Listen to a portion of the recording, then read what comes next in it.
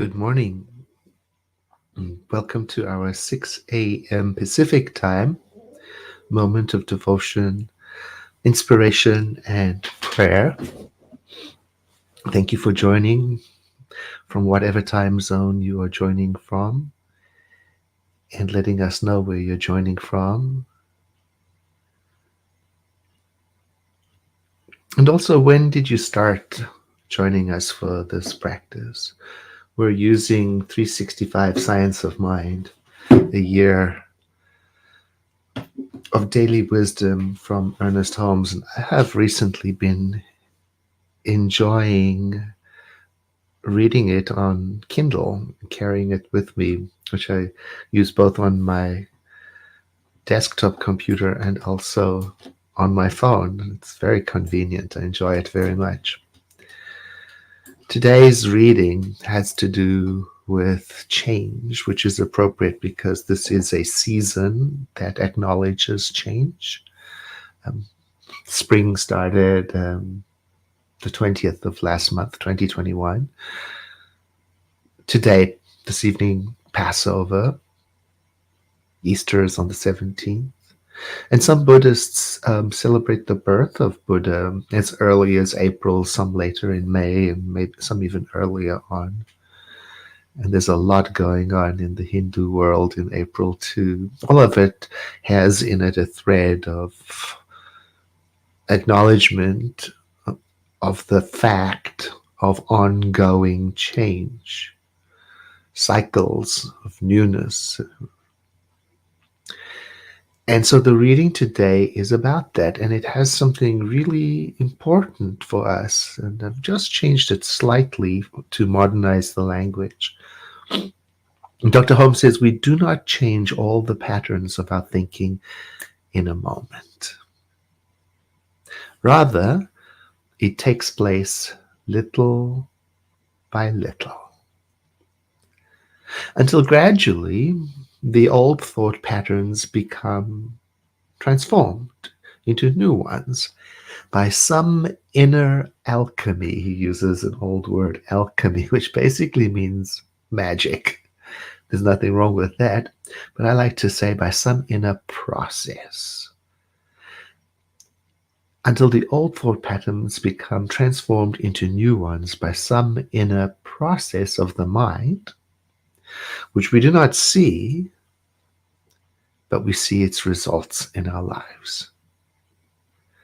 So I love that thought for today, an encouragement to stick with it little by little, to keep on entertaining newness of thought, freshness of idea, soundness of mind, little by little. Because sometimes I want the change and the renewal and the resurrection and the spring and the celebration to be immediate. And so the encouragement is to keep at it. Something's happening. Some inner alchemy is taking place. And I love that. I can see that as we've been practicing together since the end of last year, December. I've been watching my own life and seeing how the momentum of practicing together has a tremendous beneficial effect on me. And then he gives some words that are examples of the thoughts that we can hold in our hearts, not hold, that pass through. For example, I know that all the good there is mine. The divine is goodness. I'm surrounded by goodness. I'm enveloped in it. I feel its presence.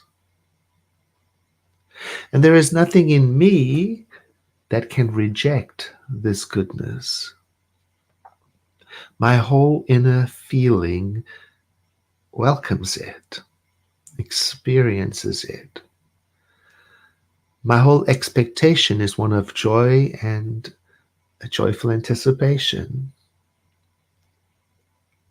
So See, I like this because I'm being reminded that even though I don't yet see the change on the outside, I'm continuing every day, little by little, to bring these thoughts into my awareness, trusting that by some inner alchemy, something is happening.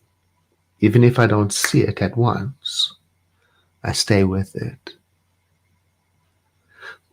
The previous thoughts in me of fear and doubt and uncertainty are being replaced, even today through this process, and they begin to vanish.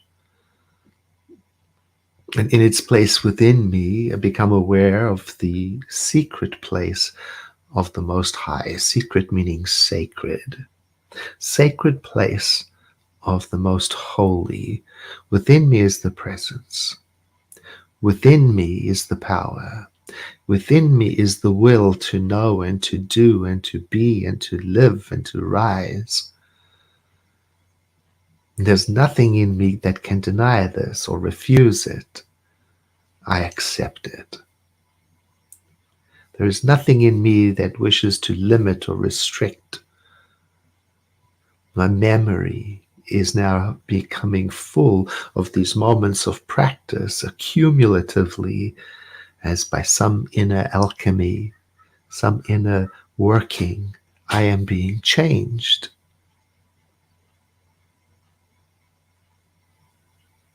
I love that greeting today. So I invite you then to join me in a moment of spiritual mind treatment, affirmative prayer, as we take this even deeper in. Taking a breath,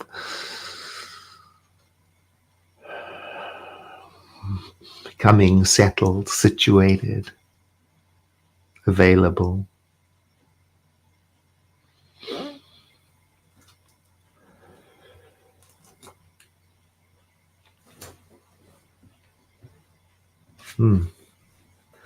Believing as I do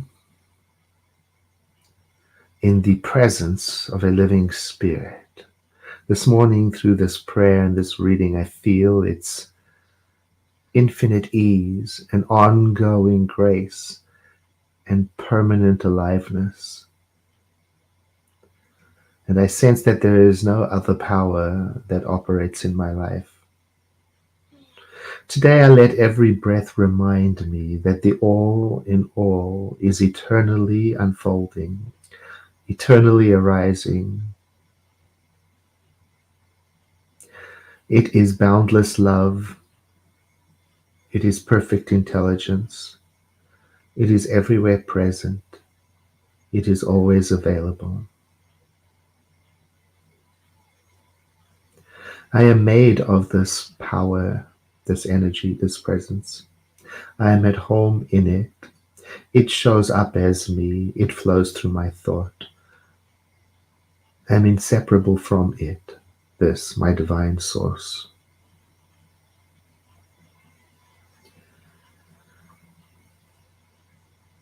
It is the substance even of my body. It is the inner working of my mind. It is the truth of my spirit. And this that I take as truth for me, I realize is true for all that is. So in this awareness then, I declare that in the presence of everything that is going on in my life and in the world, in the presence of the unknown, I remain filled with the awareness and the grace of the living spirit.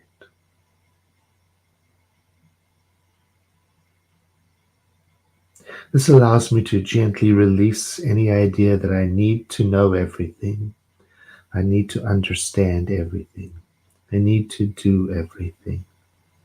I let it go and I let the thought forms in my mind soften and grow quiet so that inside me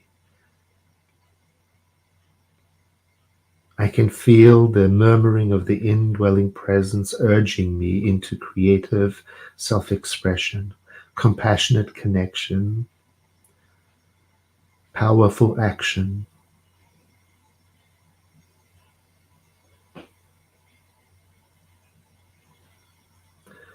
Through this prayer, then, my faith and trust grows, and little by little, the transformation reveals itself.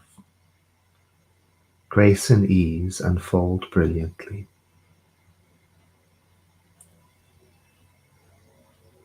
In gratitude, I celebrate this spirit of truth and let it go, feeling the assurance that this word spoken is known in the mind of the Creative One and being acted upon by its law. And so it is.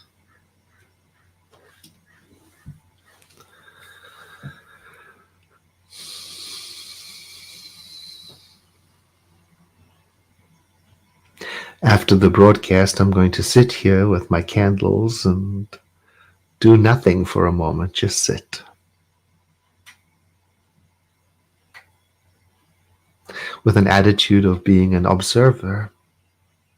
I don't know how long it will take. When I'm done, I'm done, and I encourage you to do the same thing. And I thank you in advance for sharing these broadcasts so that our web of connectivity may grow.